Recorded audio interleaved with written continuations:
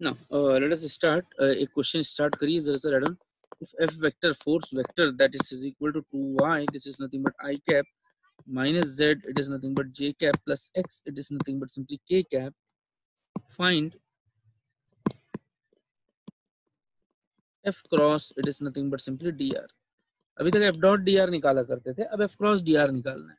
अच्छा, कभी line integral बोलेगा तो उसका मतलब तो f डॉट dr ही होता है, लेकिन मेंशन कर दे f क्रॉस dr निकालना है तो फिर यही निकालना पड़ेगा. क्लियर है यहाँ पर. दूसरी बात, f डॉट dr और f क्रॉस dr में फिजिकली डिफरेंस क्या है?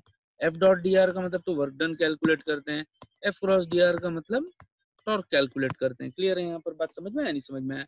This is the basic difference between f dot dr and f cross. It is nothing but simply dr. Clear? हाँ, लिख लीजिए जरा सा. If given conditions x is equal to cos t, y is equal to sin t, z is equal to 2 cos t. ये सब given है. t के बारे में बोल दिया है varies from 0 to pi by 2. It is mentioned in the question. तो आपने यही लेके चलना है. अच्छा, x अगर cos t है तो dx जो होगा माइनस sin t dt हो जाएगा डिफरेंशिएशन में. y अगर sin t है तो dy जो हो जाएगा तुम्हारा cos t dt हो जाएगा. cos t dt साफ से लिख लो. dy जो है cos t dt. उसी तरह dz निकालो. 2 तो 2 है, cos t का डेरिवेटिव माइनस sin t और साथ में एक dt लगा देना. क्लियर है यहाँ पर. बात समझ में आया? आगे चलते हैं. Now let us see f cross, it is nothing but simply dr. कोई भी क्रॉस प्रोडक्ट डिटर्मिनेंट से सॉल्व हो जाता है. आई कैप हो गया, जे कैप हो गया, के कैप हो गया. f गिवन ये है 2y माइनस z और ये x. सब्स्टिट्यूट करता हूँ. 2y minus z x. dr आपको पता होना चाहिए, दैट इज इक्वल टू हम लोगों ने लिखा है dx i cap, dy it is nothing but j cap plus dz it is nothing but k cap. Substitute करिए. dx dy dz. How to solve? i cap के लिए ऐसे solve करिए. i कैप ये cross minus z dz minus x dy हो गया. Minus j cap वाला ये लाइन छोड़ दीजिए जरा सा, बाकी सॉल्व करिए.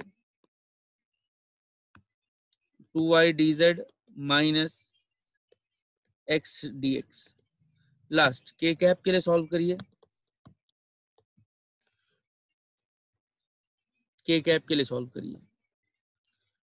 k कैप ये वाला रो छोड़ दीजिए, ये वाला कॉलम छोड़ दीजिए. अब ये वाला बाकी जो बच गए 2y dy माइनस और एक z में भी माइनस है तो प्लस हो जाएगा dx. ये रिजल्ट आ गया f cross, it is nothing but simply dr. अब इसको इंटीग्रेट करना है. जहां जहां x है वहां cos t लिख दीजिए, जहां जहां y है sin t लिख दीजिए, जहां जहां z है 2 cos t लिख दीजिए. dz भी पता है, dy भी पता है, dx सब सब्स्टिट्यूट कर दीजिए. सब t में आ जाएंगे और इंटीग्रेशन जो होगा, जब सबको आप t में कन्वर्ट कर दोगे तो t की लिमिट कहां से कहां तक लिखोगे? 0 से पाई बाई 2 तक. ये क्वेश्चन में डिफरेंस ये बताना था बस. देखिए, नाम भले ही कैलकुलस है, but I am not going to calculate everything. मैं तरीका ही बता सकता हूँ. बात समझ में आया? इंटीग्रेशन आप 12वीं क्लास से पढ़ते हैं, that you need to solve. Clear है यहाँ पर? बात समझ में? I am not interested in this integration. Is it clear? Integrate आप करेंगे, आंसर आप बताएंगे. क्लियर है यहाँ पर? अब मैं आगे प्रोसीड करता हूँ. देखिए जरा सा.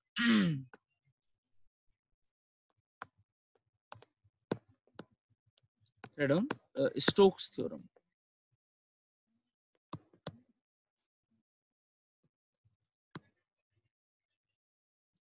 स्टोक्स थ्योरम भी देखेंगे और इसका सिंप्लीफाइड वर्जन जो ग्रीन्स थ्योरम बताता है उसको भी देख लेंगे. क्लियर है यहाँ पर? बात समझ में? आपको याद होना चाहिए स्टोक्स थ्योरम हम लोग पढ़े हुए हैं अपने इलेक्ट्रोमैग्नेटिक थ्योरी में भी. f dot it is nothing but dl, that is equal to del cross, it is nothing but simply f dot it is nothing but ds. dl लिख लो चाहे dr लिख लो, बात एक ही है. क्लियर? अच्छा, f डॉट dr का मतलब क्या है बताइए जरा सा. वर्क डन है, शॉर्ट में बोलते हैं. f डॉट dr तो अभी कैलकुलेट किया, वर्क डन है. अगर वर्क डन है तो ये भी है, अगर लेफ्ट हैंड साइड है तो राइट हैंड साइड भी है, और अगर f वर्क डन है तो कर्ल है. डेल क्रॉस का मतलब क्या होता है? कर्ल. मतलब कर्ल होगा कोई चीज तो वर्क डन मिलेगा, कर्ल ही नहीं है किसी चीज में उसमें वर्क डन नहीं मिलेगा. मैं ये कहना है, अगर लेफ्ट हैंड साइड है मतलब वर्क डन है, तो राइट हैंड साइड भी है मतलब कर्ल है. ये बात समझ में आ गई आपको? इज इट क्लियर और नॉट? अब मैं आपको एक दिखाना चाहता हूँ, ये देखिए जरा सा। अच्छा, यहाँ पे क्लोज इंटीग्रल है, यहाँ पर ओपन इंटीग्रल है, मतलब यहाँ पे क्लोज का निशान नहीं है। जैसे यहाँ सर्कल बना के, ये देखिए जरा सा, ये सर्कल बनाया है, तो सर्कल का मतलब क्लोज है। अब मैं आपको समझाना चाहता हूँ क्या। अच्छा, क्लोज इंटीग्रल में बता देता हूँ, ये कर्व सी पे है। अब जरा सा देखिए आप, मैं एक डायग्राम बनाता हूँ। देखिए, ये एक बकेट है और ये क्लोज, ये वाला देखिए जिसपे मेरा पेन चल रहा है, मोटा सा हो रहा है, देखिए जरा सा, उसको मैं सी बना देता हूँ।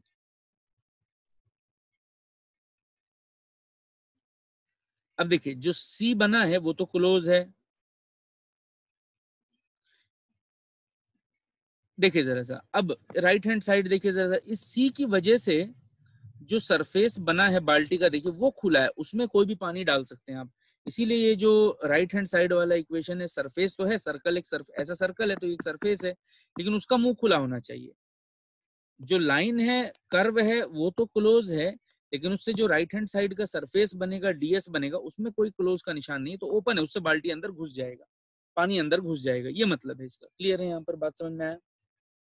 एक तरफ जो है क्लोज लाइन बनाइए, लेकिन ये बता दीजिए उस लाइन की वजह से ऐसे लाइन बना दीजिए क्लोज, एक बाल्टी नुमा शक्ल बना दीजिए, बाल्टी जैसा एक शक्ल बना दीजिए। ये क्लोज लाइन भले ही क्यों ना हो, लेकिन इससे पानी अंदर घुस सकता है, इसका मतलब इसका सरफेस खुला हुआ है, ढक्कन नहीं लगा हुआ है। क्लियर है यहाँ पर? तो ये फिजिकल सिग्निफिकेंस है आपका स्टोक्स थ्योरम। क्लियर है यहाँ पर, बात समझ में आया?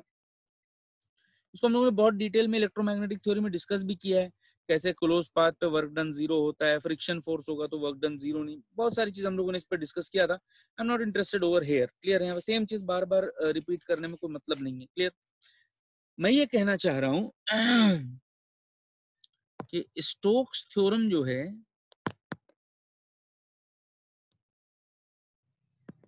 इसका सिंप्लीफाइड वर्जन,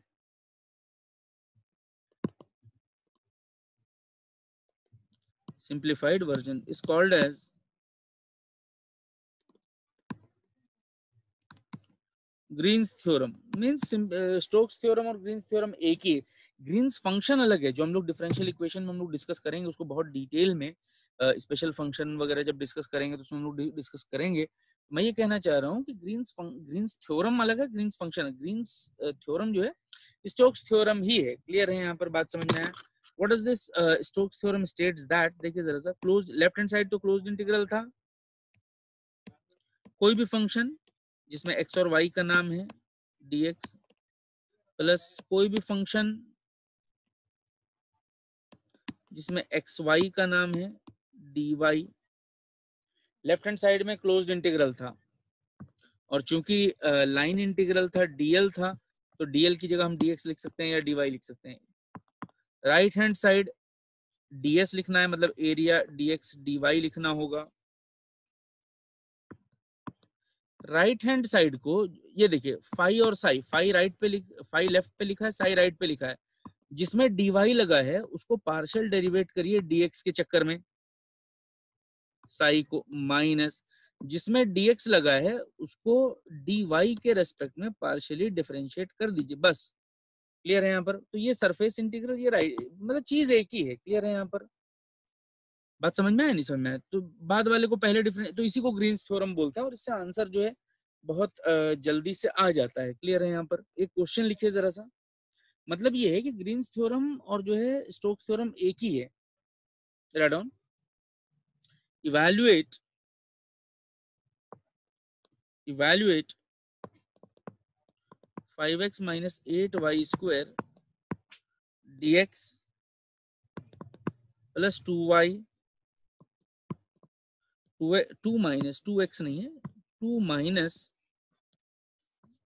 3x dy, इसको सॉल्व करना, close integral where curve is given by, closed curve is given by x is equal to 0, y is equal to 0, x plus y is equal to 1, x plus y is equal to, मैं एक xy plane बना लेता हूँ। देखिए सारा game xy plane में ही है। अच्छा, x की वैल्यू अगर 0 डाल देते हैं, देखिए जरा सा, x और y दोनों ही 0 0 डाल, देखिए मैं एक स्टार्ट करता हूँ, देखिए जरा सा, मैं स्टार्ट करूं, x की वैल्यू 0 तो y की value 1, x plus y is equal to 1 है, एक बार x 0 डालो तो y 1 हो जाएगा, एक बार y 0 डालो तो x 1 हो जाएगा, 1 1।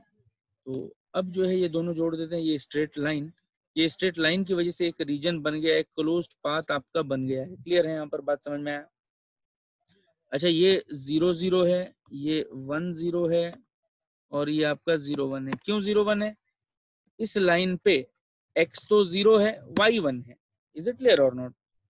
तो अब मुझे क्लोज इंटीग्रल अगर कैलकुलेट करना है, क्लोज इंटीग्रल कर्व सी पे, तो इसको मैं 0 ओ मान लेता हूँ, इसको a मान लेता हूँ, इसको b मान लेता हूँ। डायरेक्शन गिवन नहीं है, जब भी डायरेक्शन गिवन ना हो आप इस पे एंटी क्लॉकवाइज बनाइए, unless and until direction is given. तो क्लोज निकालने के लिए मुझे एक इंटीग्रल जो है ओ ए सॉल्व करना पड़ेगा, एक इंटीग्रल ए बी सॉल्व करना पड़ेगा, एक इंटीग्रल जो है बी ओ सॉल्व करना पड़ेगा। ये ओ ए बी, ये तुम्हारा B O, this integration we have to solve. Is it clear और नॉट? इस तरह से इंटीग्रेशन जो है हमको सॉल्व करना पड़ेगा। क्लियर है यहाँ पर? तो मैं एक एक करके जो है सॉल्व करता हूँ, आप जरा सा इसको जो है ध्यान से देखिए जरा सा। One by one I am going to solve.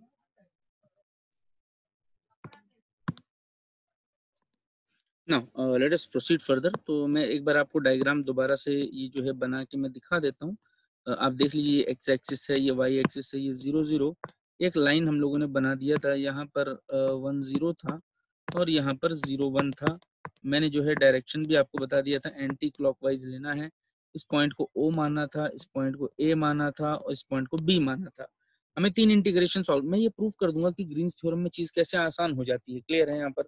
अब जरा सा ध्यान से देखिए। तो सबसे पहले मैं ओ ए वाला इंटीग्रेशन सॉल्व करता हूँ। क्लियर है? ओ ए मतलब ये है ओ ए, देखिए ये है ओ ए जो मोटा हो रहा है। तो 0 0 से 1 0 तक। अच्छा, 0 0 ले लो चाहे 1 0 ले लो, बाद की वैल्यू तो 0 ही है, सेकंड नंबर वाली वैल्यू, मतलब y 0 है, y 0 है मतलब dy 0 है, x 0 नहीं है। क्लियर है यहाँ पर? बात समझ में आया? आपके पास जो ये गिवन है, ये देखिए जरा सा, ये इतना बड़ा इंटीग्रेशन गिवन है और आपको पता है dy 0 है, तो बाद वाली पूरी टर्म 0 हो गई है, मतलब सिर्फ आपको पहला इंटीग्रेशन सॉल्व करना है। क्लियर है यहाँ पर? बात समझ में आया? तो मैं आगे चलूं। तो इंटीग्रेशन आपके पास जो बच गया है 5x minus it is nothing but 8y square, और यहाँ पर बच गया है it is nothing but simply dx। हाँ, dx बचा हुआ है। क्लियर है? अच्छा, y तो देखिए ये बाद y 0 है तो ये वाला पार्ट भी 0 हो जाएगा, तो इंटीग्रेशन बच गया है 5x dx। और x की लिमिट देखिए, ये x 0 है और यहाँ पे x 1 है, मतलब x की लिमिट 0 से 1 है, तो 0 से 1 सॉल्व कर लो आप। बात समझ में आ गया? तो ये इंटीग्रेशन आपका सॉल्व हो गया। नेक्स्ट आ जाइए, आप खुद से कर लेंगे उसको, कोई बात नहीं। अब इंटीग्रेशन a से b में सॉल्व करता हूँ। क्लियर है यहाँ पर? आगे चलते, a से b में देखिए, ये a से b है, a से b में जरा सा ध्यान से देखिए, अब लिमिट लिख लेता हूँ। a से b की हम बात करेंगे तो 1 0 से लेकर 0 1 है ना। हम x की वैल्यू बता सकते हैं कि 1 ही है या 0 है, कुछ भी हो सकता है 1 से 0 के बीच में। y की वैल्यू भी हम नहीं बता सकते कि 1 से, बात समझ में आया नहीं समझ में आया, क्योंकि वैल्यू चेंज हो रही है। तो हमारे पास एक इक्वेशन है y is equal to sorry y plus x is equal to 1, ये क्वेश्चन में गिवन है। तो y की वैल्यू क्या हो गई? 1 माइनस एक्स, मतलब जहां जहां y है वहां वहां 1 माइनस एक्स लिख सकते हैं। तो dy जो हो गया माइनस dx हो, मतलब सबको आपने लिमिट किसमें कन्वर्ट कर दिया है? x में कन्वर्ट कर दिया है। क्लियर है? यहाँ पर dy जहां जहां होगा वहां dx आ जाए, और जो x है वो तो x रहेगा ही रहेगा। अब मैं सब्स्टिट्यूट करता हूँ, हमारे पास इक्वेशन ये था 5x minus 8y square dx plus 2y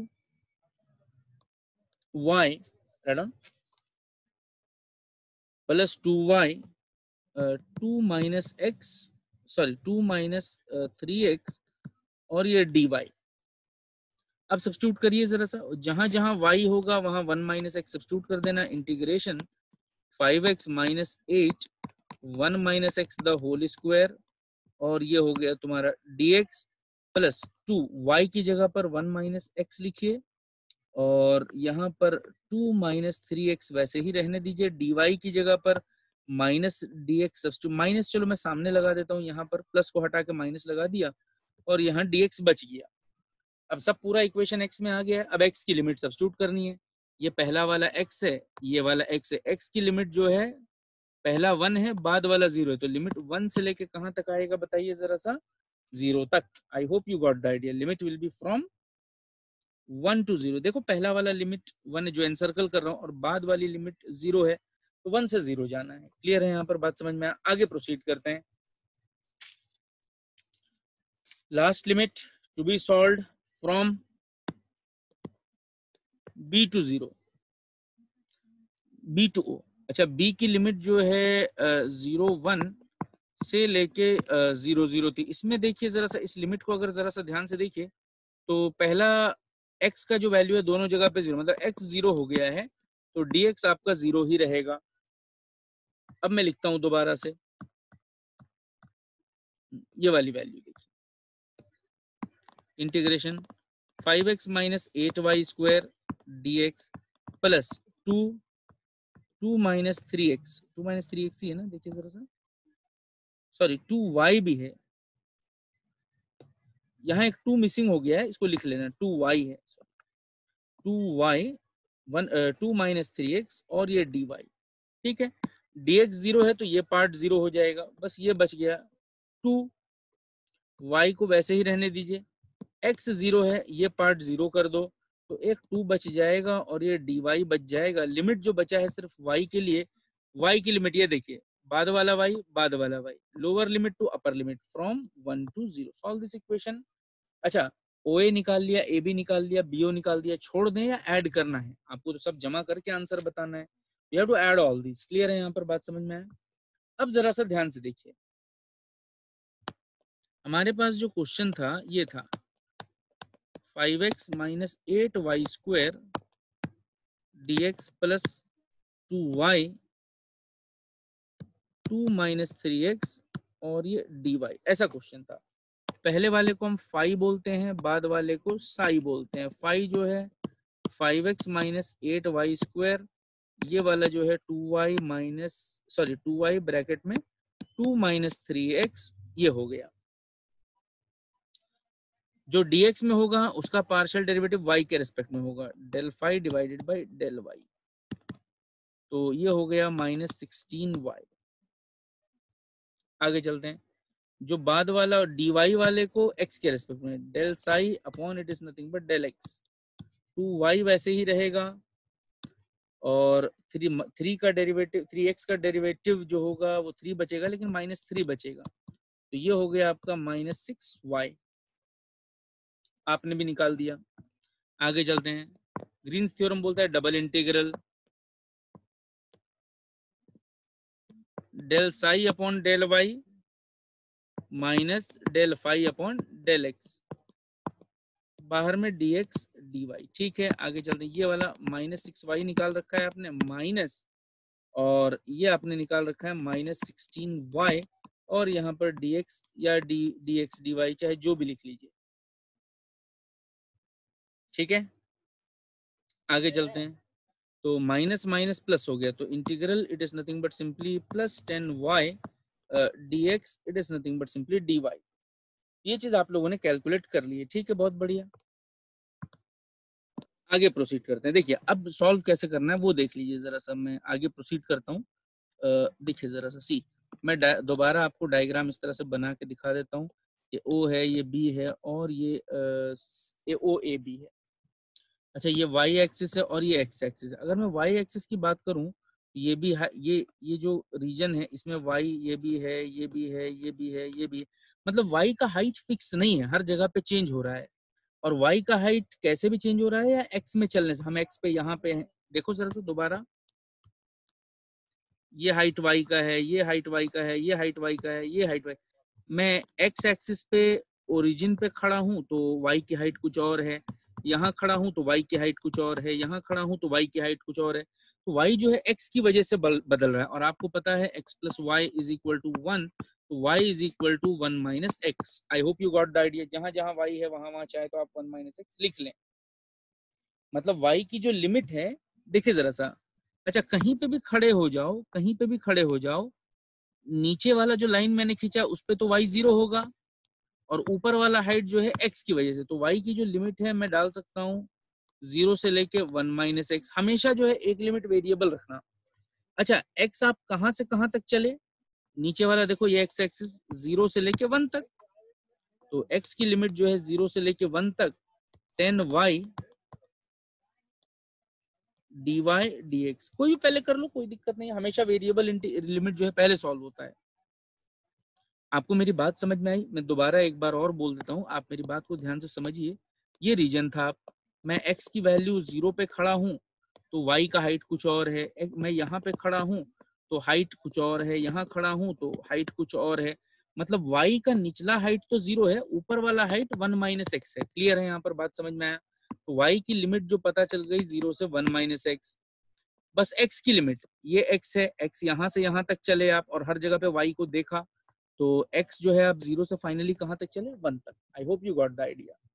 तो 10y dy dx, मतलब वेरिएबल लिमिट जो है पहले सॉल्व होना चाहिए और बाद कांस्टेंट लिमिट जो है बाद में सॉल्व होनी चाहिए। क्लियर?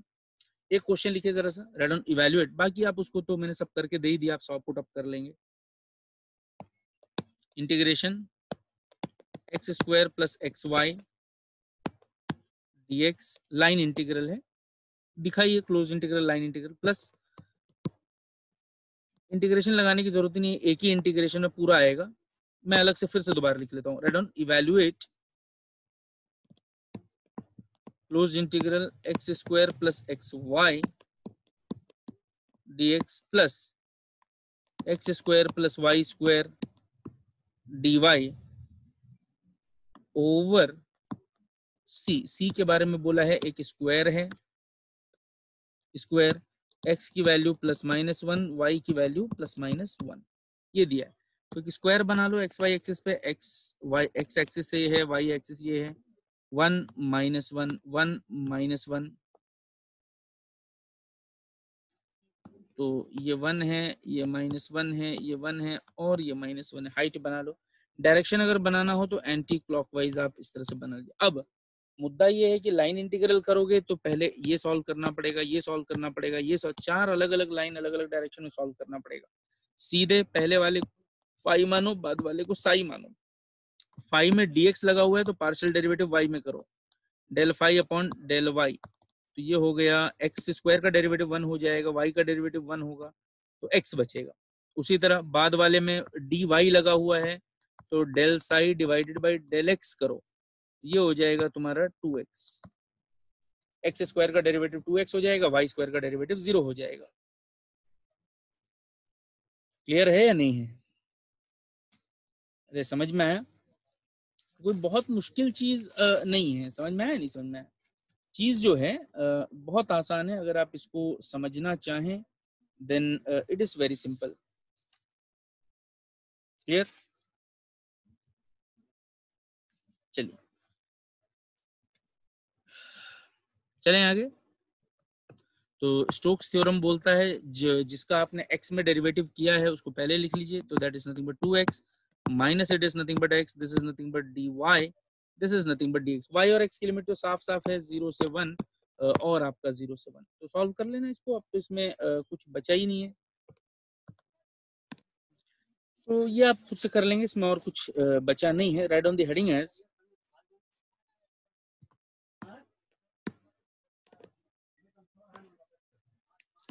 डाइवर्जेंस थ्योरम, इसी को हम लोग बोलते हैं गॉस डाइवर्जेंस थ्योरम या डाइवर्जेंस थ्योरम बोल दीजिए जरा सा ना।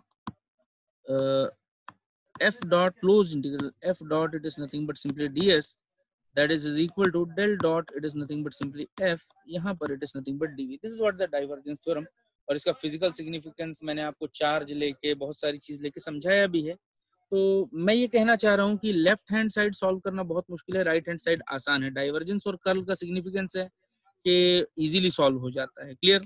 तो एक क्वेश्चन लिखिए जरा सा, right on, for vector f that is equal to 4xz I cap minus y square j cap plus yz, it is nothing but simply k cap. Evaluate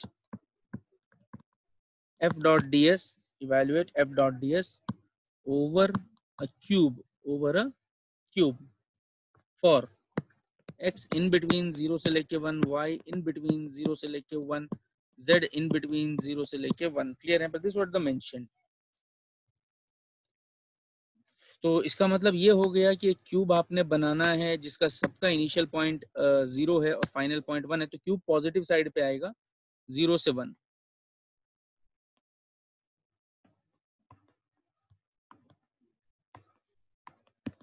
this is what the cube here. Clear है? यहाँ पर ये cube आपने बना दिया है. तो cube अगर आपने बनाना है तो ये आपने बना दिया. अब क्यूब में 6 सरफेस होंगे. सरफेस इंटीग्रल जो है काफी लंबा पड़ेगा, तो डाइवर्जेंस वाला कर लेते हैं. That is del dot, it is nothing but simply F, और साथ में it is nothing but dv. तो एफ आपका क्या गिवन है देखिए जरा सा. हाँ, इसका डेल डॉट एफ निकाल दो. डॉट प्रोडक्ट में सेम सेम का डेरिवेटिव, तो डेल बाई डेल एक्स, तो ये 4z हो जाएगा माइनस 2y हो जाएगा, और yz का डेरिवेटिव सिर्फ y बचेगा तो प्लस y. तो ये हो गया 4z minus y. Is it clear और नॉट? तो डेल डॉट एफ आपने निकाल दिया. डाइवर्जेंस कैसे निकालते हैं आपको पता है. तो del dot F that is equal to 4z minus y. तो सब्स्टिट्यूट करिए डेल डॉट एफ. तो यहाँ पर 4z minus y dv volume dx dy dz triple integral हो गया है, मल्टी इंटीग्रल हो गया है. लिमिट x के लिए 0 से 1, y के लिए 0 से 1, z के लिए 0 से 1, और 4z minus y dx dy it is nothing but dz. वैसे करते तो 6 बार करते रहते. अब यहाँ पर एक ही बार में चीज सॉल्व हो गई. क्लियर है? यहाँ पर बात समझ में आया? नहीं समझ में आया? देखिए याद कैसे रखना है मैं आपको याद करवा देता हूँ. क्लोज्ड इंटीग्रल चाहे डाइवर्जेंस हो चाहे स्टोक्स हो, left hand side closed integral है. एक याद रख लीजिए, f dot ds that is equal to del dot f, it is nothing but simply dv volume. ये आपका डाइवर्जेंस थ्योरम है. स्टोक्स थ्योरम आने के लिए ये चीज ऐसे ही लिखिए, बस एक ऑर्डर कम कर दीजिए. एरिया का एक ऑर्डर कम होगा तो लेंथ हो जाएगा. आगे चलते हैं. यहाँ ऐसे ही लिखिए, वॉल्यूम का एक ऑर्डर कम करिए तो सरफेस बन जाएगा. बस डेल डॉट एफ की जगह डेल क्रॉस एफ याद रख लीजिए. क्लियर है यहाँ पर? तो this is what the representation, this is only called as Stokes theorem. तो इसका फिजिकल सिग्निफिकेंस बहुत डिटेल में डिस्कस किया है. क्लियर? तो आप उसको देखें जरूर. I hope you got the idea. जरूर आप न्यूमेरिकल सॉल्व करिएगा इसका जो मैंने करवाया, और उम्मीद है कि इस रेंज से मिलेगा क्वेश्चन. इस तरह के क्वेश्चन बहुत ज्यादा आ जाते हैं एग्जाम में. Grade 1 by r like that type of numerical. Is it clear? Today we will start a linear algebra and it is very important for the examination point of view. Clear?